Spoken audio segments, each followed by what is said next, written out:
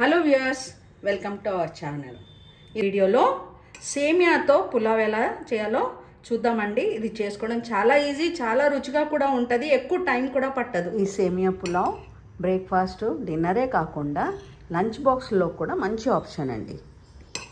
సేమియా పులావ్ చేసుకోవడానికి కావాల్సిన పదార్థాలు: సేమియా, ఇది ఇంట్లో చేసినవండి, బయట కొన్న సేమియా కూడా వాడుకోవచ్చు. ఆలు, ఉల్లిపాయ, బీన్స్, టమాటాలు, జీడిపప్పు, క్యారెట్, పచ్చిమిర్చి, పుదీనా, కొత్తిమీర, హోల్ గరం మసాలా, బిర్యానీ ఆకు, లవంగాలు, స్టార్ అనీస్, దాల్చిన చెక్క, కొన్ని మిరియాలు, 2 ఇలాచీలు. ఫ్రై ప్యాన్ పొయ్యి మీద పెట్టి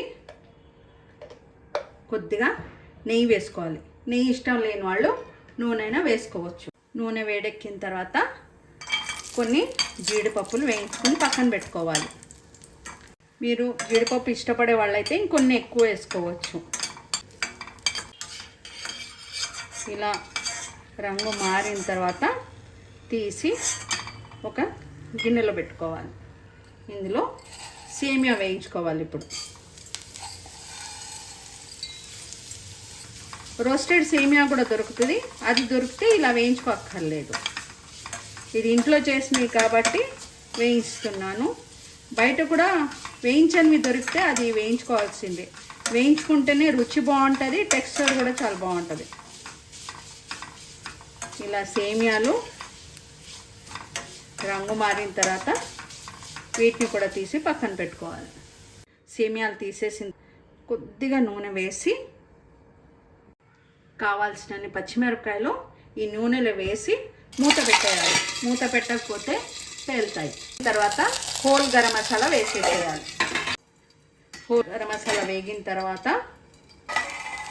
సన్నగా కట్ చేసుకున్న ఉల్లిపాయలు వేయాలి. దీనికి ఎక్కువ నూనె పట్టదండి, రుచి మాత్రం చాలా బాగుంటుంది. నాన్ వెజ్ తినేవాళ్ళైతే ఇందులో కీమా కానీ, మటన్ కానీ, చికెన్ కానీ వేసుకొని చేసుకోవచ్చు. కొద్దిగా సాజీరా,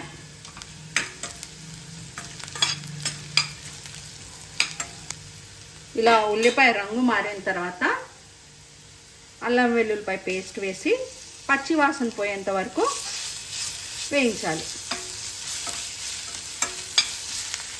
అల్లం వెల్లుల్లిపాయ పచ్చి వాసన పోయిన తర్వాత సన్నగా కట్ చేసుకున్న క్యారెట్, ఆలు, బీన్స్, ఒకవేళ మీ దగ్గర బఠానీలు ఉంటే అవి కూడా వేసుకోవచ్చండి. టెర్రస్ గార్డెన్ టమాటాలు కట్ చేయలేము, అందుకే చేత్తోనే ఇలా నలిపేసేసి వేస్తున్నాను.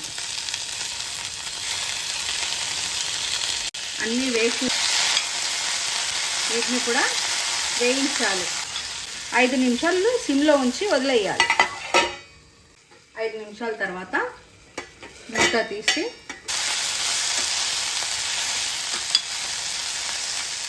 ఇందులో నీళ్ళు పోయాలి.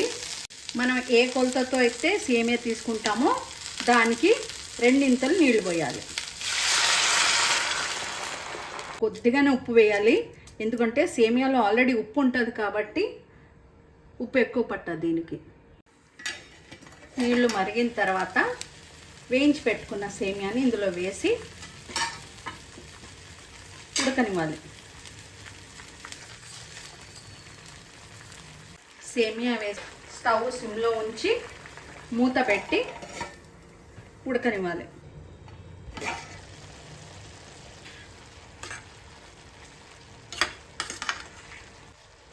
మసాలాలు పంట కిందకి వస్తాయి అనుకున్న వాళ్ళు ఇది మరిగిన తర్వాత మసాలాలు తీసేసి సేమియా వేసుకోండి. ఇంకా కొద్దిసేపు ఉడకాలి.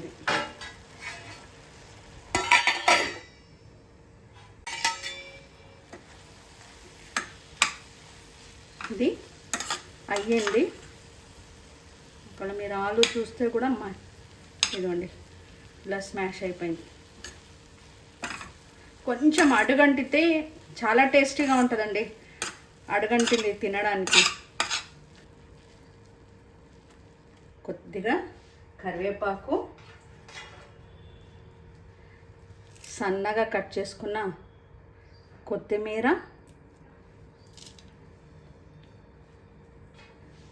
కొద్దిగా పుదీనా వేసి కలిపి మూత పెట్టాలి. ఎందుకంటే కరివేపాకు, పుదీనా, కొత్తిమీర ఫ్లేవర్ దీనికి రావాలి. మూత పెట్టి 2 నిమిషాల తర్వాత సర్వ్ చేసుకోవచ్చు.